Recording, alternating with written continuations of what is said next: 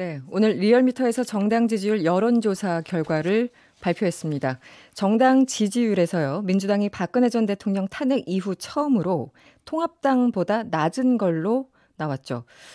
지금 민주당의 고민이 깊어질 수밖에 없는데요. 지금 이런 당의 모습, 이분은 어떻게 보고 계실지 궁금해서요. 직접 스튜디오를 모셨습니다.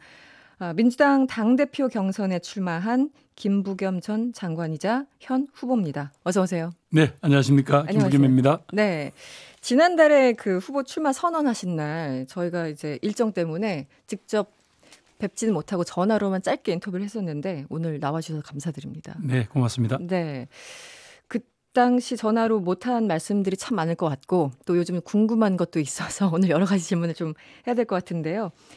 지지율 얘기는 잠시 후에 나눠보도록 하고요. 요즘 수해 복구 현장에 좀 다니시나요?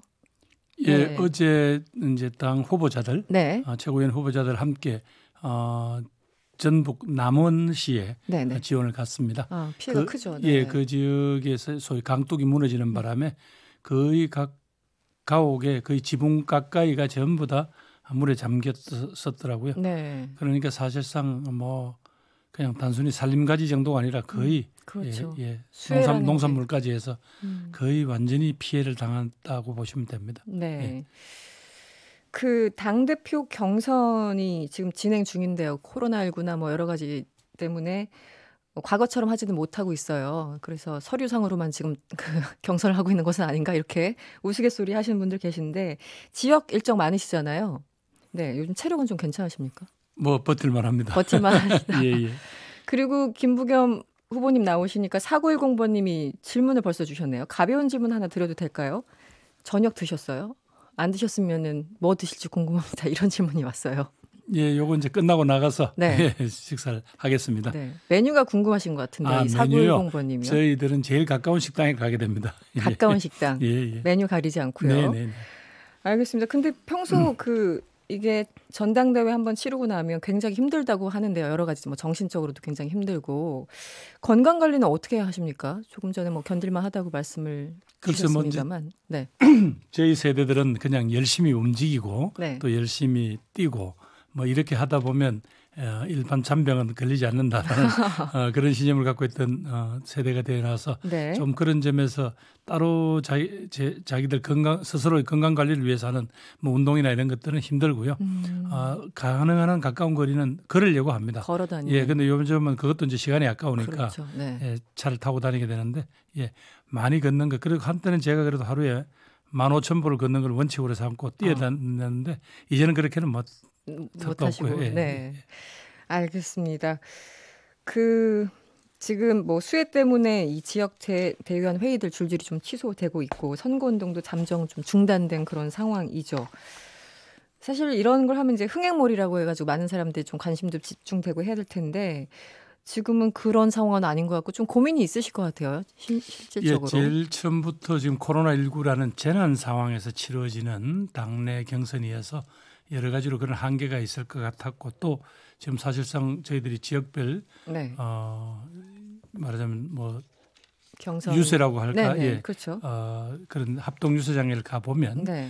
우리가 그 관련되는 분들 한 100여 분 앉아서 하는 거거든요. 네네. 다만 이제 저희 당의 그 유튜브 채널을 통해서 중계는 되지만 그런 점에서 사실은 조금 많은 저희들 관심 있는 국민들이나 이런 분들하고는 참 접촉하기 어려워요. 네. 우선 그런 한계가 있는데다가 최근에 이게 정말 전국에 걸쳐서 그렇죠. 이게 수해가 네네. 발생했잖아요. 그러니까 사실은 뭐 안타깝긴 하지만 특히 저희처럼 후발주자들은 네. 마음은 타지만 그렇죠. 그러나 어떡하겠어요. 워낙 국민들한테 이런 와중에 우리들만의 리그를 할 수는 없잖아요. 네네. 예, 그런 어려움 속에서 지금 보내고 있습니다. 그런 맥락에서 이번에 이 호남 그리고 충청 지역 후보 합동 연설회 TV 토론회 좀 취소한 걸 두고 뭐 아직 여러 가지 고민들이 있으시겠지만 좀 재고를 요청을 하셨는데 이 부분은 어떤 내용인가요? 예, 그러니까 우선은 이제 모든 광주 전남북 대회가 네. 취소되고 또 대전 충청 뭐 세종 이게 네네. 다 취소가 돼 버리니까 사실 이 지역 당원들을 만날 수도 없고 그렇죠. 우리들이 어떤 생각을 가지고 있는 걸 알릴 시간도 없으니까 네. 그래서 요구를 했죠. 그래서 호남 지역의 대의원이나 당원들한테 보낼 수 있는 그런 영상 연설 네네. 그걸 한번 하고 그다음에 충청 지역에 또 호소할 수 있는 그런 영상 연설을 시간을 달라라고 요청했더니 권선관에서 받아주셨고요. 네네. 다만 아쉬운 거는 조금 충청권의 TV 후보자 TV 토론을 네. 그걸 가지고 연기한 게 아니라 그냥 취소를 해버렸어요. 그리고 이런 것들은 아깝죠. 연기가 왜냐하면 아니라 취소. 예, 네네. 가능한 한 국민들 혹은 또 주민들의 이야기를 그분들 이야기를 들을 수 있는 기회 또 우리들 입장을 밝힐 수 있는 기회 또 그리고 한 정당이 앞으로 어떻게 나아갈까 네. 하는 이런 진지한 이야기를 한번 할 기회 자체가 없다는 게 네. 그런 게 조금 안타깝죠. 알겠습니다. 그럼 오늘 이 자리에서 많은 얘기를 해주시면 될 것 같고요. 그럼 본격적으로 질문 좀 드릴게요. 김부겸 후보에게 정치란 무엇인가? 정치는 어떤 의미이신가요? 네. 그래서 이제 제가 뭐 정치권에 들어와서 지금 한 30년 됐는데 네. 결국은 책임이라는 생각이 듭니다. 이거는 학자 이론도 아니고 또 여러 가지 뭐 주변에서 네. 떠도는 그런 이야기가 아니고 이거는 구체적인 자기 이야기가 아니라 구체적인 책임을 져서 네. 그 결과가 자신과 이웃이 함께 살아가는 어떤 틀, 합의 이런 걸 만드는 거잖아요. 네. 그래서 책임이다. 책임이기 때문에 잠시도 어떤 정치를 하는 동안에는 항상 그 긴장을 풀어서는 안 된다. 네네. 뭐 그게 여러 번 말하자면 소위 좀 딱딱하다, 네. 재미가 없다, 뭐 이런 이야기를 비판을 많이 하시지만 정치라는 거는 절대로 한 개인의 끝나는 문제가 아니잖아요. 그렇죠. 어떤 결정을 내리고 합의를 보면 그게 많게는 전 국민한테 해당이 되고 네, 영향을 미치니까요. 영향을 미치고 네. 그렇기 때문에 모두 다 누구의 삶에 대해서 영향을 미치는데 거긴 책임이라는 단어보다도 더 무거운 건 없을 것 같아요. 네, 알겠습니다. 책임 정치. 이번에 정치인 김부겸 후보가 당대표에 도전을 하게 됐는데요. 사실은 이제 대선 출마와 당대표 여러 가지 또 고민을 하셨을 텐데 당대표 도전하는 궁극적인 이유가 뭘까요? 제가 이제 오늘 대구 선거를 치러 보니까 네. 의외로 저희 당에 대해서 여러 가지 비판적이거나 혹은 저희 당의 가치를 싫어하는 분들과 저희 당 사이는 우리 당 사이는 생각보다 깊은 골짜기가 놓여 있더라고요. 네네. 이걸 그냥 두고 제 개인의 뭐 정치적 야심인 뭐 대선 출마하겠다 이렇게만 주장하기에는 너무 현실이 네. 만만치 않더라고요. 네. 최선도 그 골짜기를 다 메우지는 못하더라도 서로 하는 의사소통이 될 수 있는 그런 다리는 몇 개 놓아야 되겠는데 네. 그런 역할을 하려면 제가 제 개인의 정치적인 다음 어떤 꿈이라든가 이런 네네. 것보다는 오히려 현실에서 제일 잘할 수 있는 일이 뭘까? 정치인 김부겸의 현 단계에서 쓰임새는 뭘까를 네. 생각한 끝에 제가 당대표를 하는 게 당에도 저에게도 도움이 되겠다. 또 우리 당에 보면 대통령 후보가면 많지 않습니까? 네. 네. 그분들 모두 다를 서로 간에 억울하지 않도록 잘 네. 경선 관리를 해야 네. 나중에 이제 원팀이 될 텐데 그렇다면 이제 그런 조정하고 서로 간에 네네. 조금 설득을 해서 그런 어떤 일이 잘 안 되지 않도록 하는 것. 네. 그건 또 제가 좀 영향이 있는 것 같아요. 그래서 그걸 종합을 한다면 지금은 제가 제 어떤 잘할 수 있는 일. 야심에만 쫓아갈 일은 아니고 네. 제가 오히려 그런 역할을 해야 되겠다. 그래서 당대표 출마하게 됐습니다. 배경림님이 문자 주셨는데요. 김부겸 후보자께서 다른 두 분, 그러니까 이낙연 의원하고 박 의원님, 그 두 분에 대해서 비해서 어떤 점에서 장점이 있을까요? 이렇게 질문 주셨네요. 예, 너무 어려운 질문인데요. 네. 하나는 현재는 뭐 지금 현재 민주당의 가치 중에 중요한 가치 하나가 이제 민주화라는 건데 네. 저는 뭐 학생운동 때부터 시작을 해서 박정희 대통령, 전두환, 노태우 정권에 걸쳐서 제 나름대로는 어떤 민주화라는 가치를 위해서 쭉 싸워왔고요. 네. 그래서 제도 정치권에 들어와서 이 민주당과 지금까지 쭉 정치를 함께 해왔습니다. 그게 한 30년 됐으니까 네. 뭐 당내 어떤 경험이라든가 정통성 이 점에서는 뭐 제 나름대로는 좀 자부심이 있고요.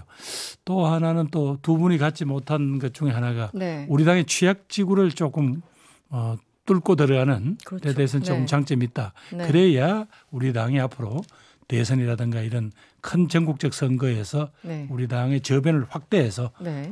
누구를 내보내더라도 정권 재창출이 가능한 그런 구도를 만드는데 제 역할이 있을 것 같습니다. 네. 굉장히 겸손하게 말씀을 해주셨어요. 조금 더 노골적으로 말씀해 주셔도 괜찮은데요. 노골적이 알아도 다 알아들으실 텐데. 다 알아들으실 걸까요? 예. 알겠습니다. 민주당 그러니까 김부겸 의원님께서 당 대표가 되면 민주당은 어떻게 달라집니까? 지금 사실 실망하시는 시선들도 많고 뭐 내부적으로도 서로 다른 생각을 왜냐하면 워낙 많은 사람들이 한 당을 구성하고 있기 때문에 당연한 현상이기도 한데 민주당 당대표가 되면 민주당은 어떻게 달라지는 걸까요? 예, 지금까지 저희들이 어떤 그 어려운 국면을 돌파해내기 위해서 네. 또 과거 열린우리당의 어떤 경험이 되풀이되지 않기 위해서 저희들이 조금 원팀을 많이 강조해 왔습니다. 네네. 그렇기 때문에 좀 당이 딱딱하다. 다양한 의견들이 표출되지 않지 않느냐. 그래서 국민들하고 거리가 멀어지지 않느냐라는 이런 어떤 걱정을 하시는데요.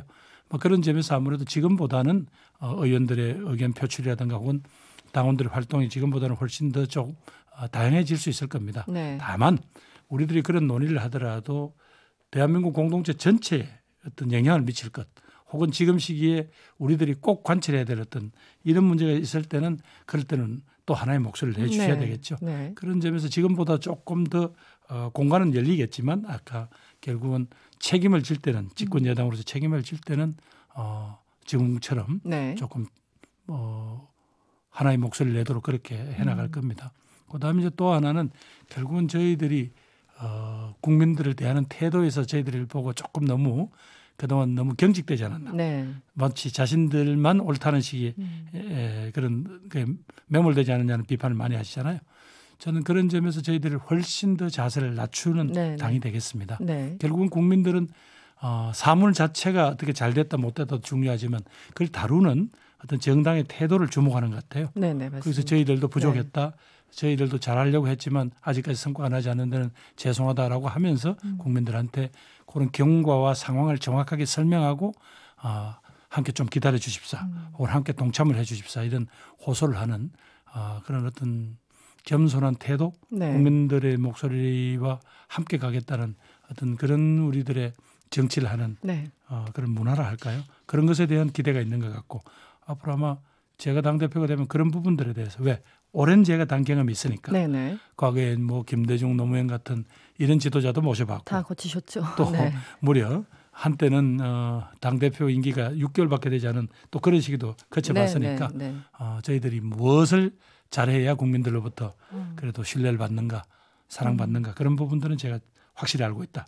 그 말씀을 드리고 싶네요. 이게 워낙 거대 여당이 지난 총선을 통해서 태어나다 보니까 이제 예전에 그 열린우리당 때 혼란스러운 상황을 우려하는 목소리가 바로 다음 날부터 나온 게 사실이지 않습니까? 예전에 뭐 열린우리당 때 너무 힘들었던 그러니까 이견이 막 표출되고 그러다 보니까 아까 말씀하신 원팀을 강조하다 보면 너무 경직되고 또 그렇지 않으면 각자 목소리 때문에 또 혼란스러운 상황이어서 이 딜레마가 지금 계속 있는 거잖아요. 그렇습니다. 이번 총선도 사실은 빨리빨리 뭔가 법을 통과시켜야 된다는 그런 주장이 있고 그럼에도 불구하고 좀 야당과 같이 가야 된다는 그렇다면 물론 당연히 속도는 느려지겠죠. 이 딜레마를 궁극적으로 해결할 수 있는 방법이 있나요? 뭐 어떻게 한 칼에 해결할 수 있었으면 지금까지 이런 정치권에 이런 고민이 있었겠어요. 그러나 이번 한마디만 분명히 하고 싶은 게요. 이번에 우리가 강행 통과했다고 비판을 받지만 부동산 3법이라든가 임대차 보호 3법 같은 거는 이게 시간을 다투는 거거든요. 그렇지 않으면 투기 세력들한테 또 농락을 당하는 국민들의 주거 안정권이라는 이 가치보다도 더 귀한 게 어디 있겠어요. 그런 점에서 민주당이 심지어 여러 가지 토론을 거부하는 미래통합당을 두고 그냥 갈 수밖에 없었다. 이 부분들은 국민 여러분께서 이해를 해 주시기 바랍니다. 그럼에도 불구하고 의회라는 것은 기본적으로 양쪽의 입장을 놓고 서로 상대편을 인정을 한다면 대화와 타협을 통해서 결과를 내는 게 최선이죠. 그런데 다만 한 가지는 요건 못을 받고 싶은 게요. 분명히 20대 때 그러면서 서로 간에 계속 몸싸움하고 오도 가도 못하는 상황을 21대 총선을 통해서 국민들이 확실히 다수와 소수를 구분해 주셨거든요. 그러면 다수의 책임이 있을 거고 또 소수의 뭐 그렇게 또 뭐 권리도 있을 겁니다.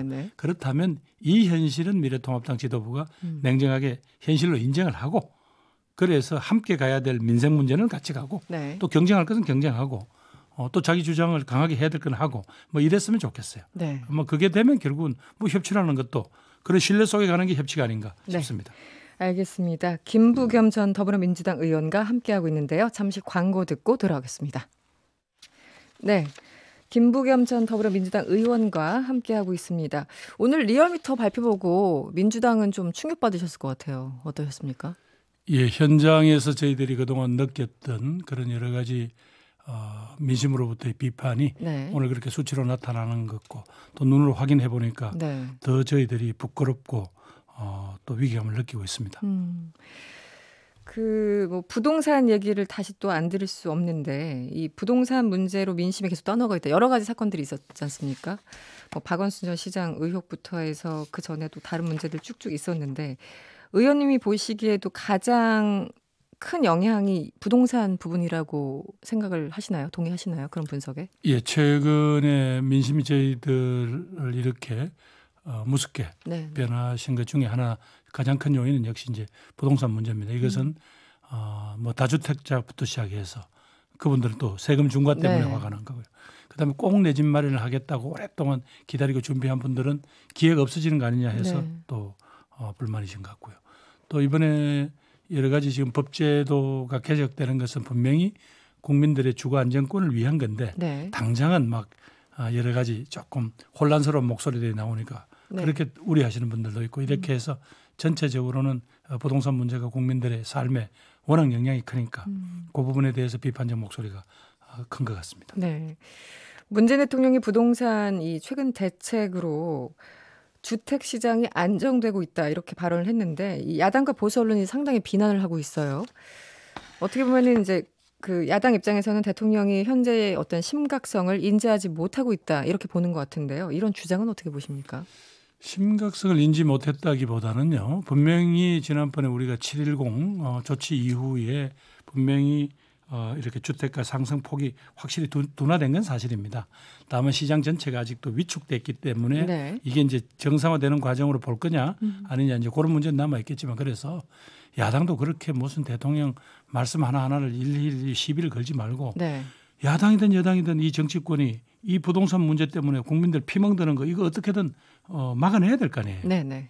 따라서 저희들 뭐 비난한다고 해서 비판한다고 해서 이 문제 금방 해결되는 게 아니잖아요. 네. 그중에 하나는 여러 가지 공급이 부족했다는 게 나오는데 공급이 부족한 것들 중에서는 이제 저희들이 변명이 아니고 정말 네네. 과거 노무현 정권에 비해서는 MB 정권 혹은 박근혜 정권 때 분명히 택지 공급이 확 줄었어요.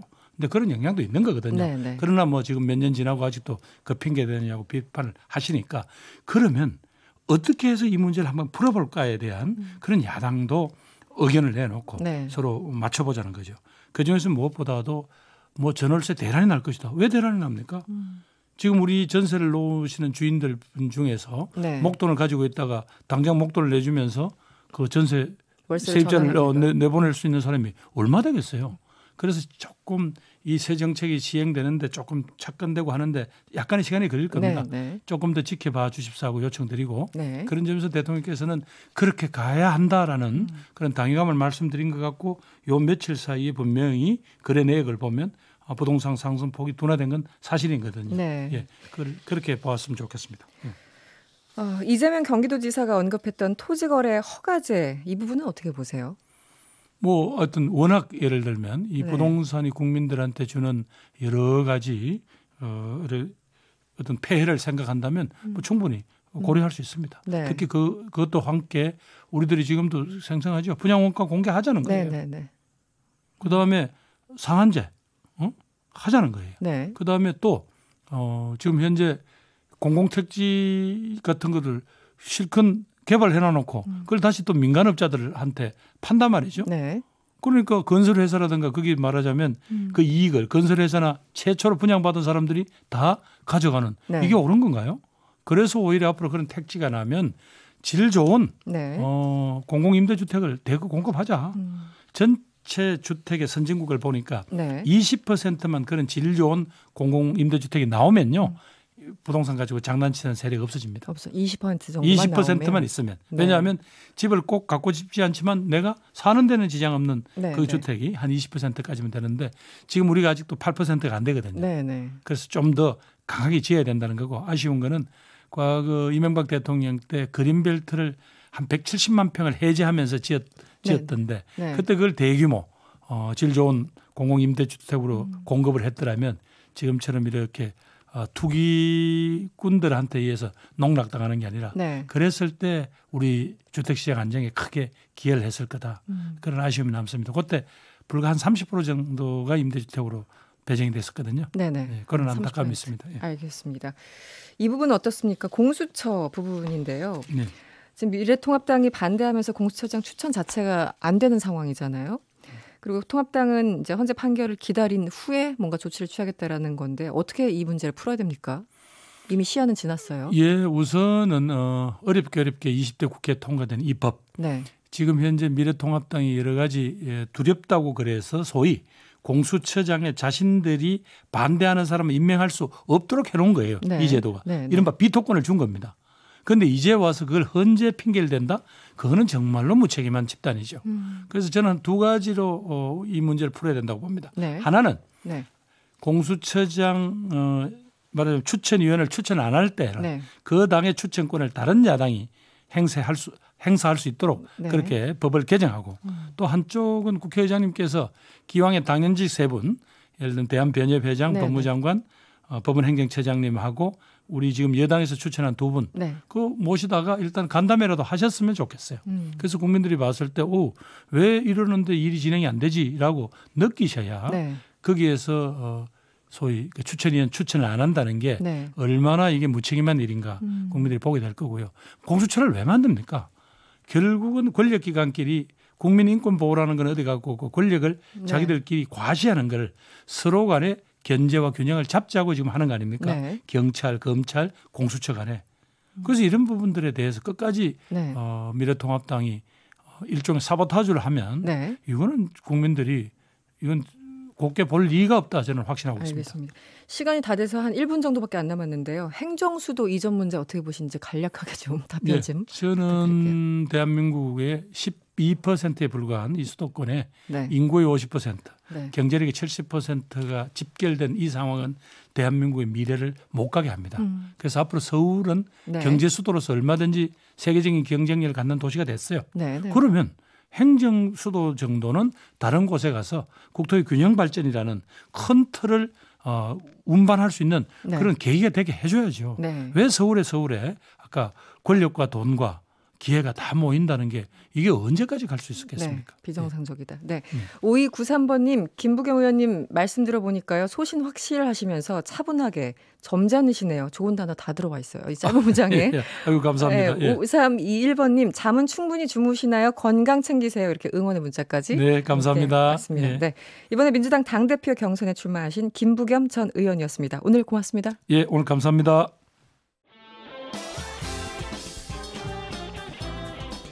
여러분의 퇴근길을 꽉 채워드립니다.